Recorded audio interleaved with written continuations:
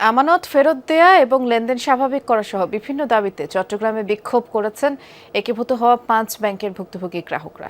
অচলাবস্থা নিরসন এবং হেয়ারকাট বাতিল না করলে ব্যাংক অচলের মতো কঠোর কর্মসূচি দেওয়ার হুঁশিয়ারিও দেন তারা। পরে ব্যাংক কর্তৃপক্ষকে স্মারকলিপি দেন। সিলন টি রপ্তানিতে শীর্ষে।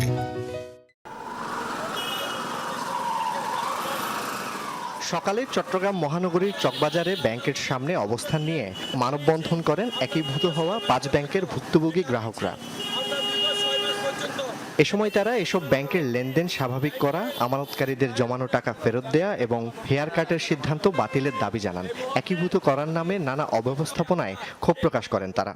জানুয়ারি 24 থেকে ডিসেম্বর 25 পর্যন্ত আমরা কোনো প্রকার প্রফিট পাবো না। তাহলে আমাদের প্রশ্ন, আমরা আপনাদের এখানে টাকাটা আমরা কি জন্য রাখলাম? আমরা আমাদের টাকা পাচ্ছি না। আমাদের টাকা যখন চাইতে যায় আমাদেরকে বিভিন্ন অজুহাত, বিভিন্ন কথা, বিভিন্ন ধরনের প্রতারণামূলক কথা বলে। ব্যাংকের সমস্যা একটু কাটছাট করতে পারে, এত কাটছাট করতে পারে না। একদম রাস্তা ফেলে দিচ্ছে আমাকে। 23 সাল 24 সাল 25 সালে কোনো মুনাফাই আমাদেরকে দিচ্ছে না।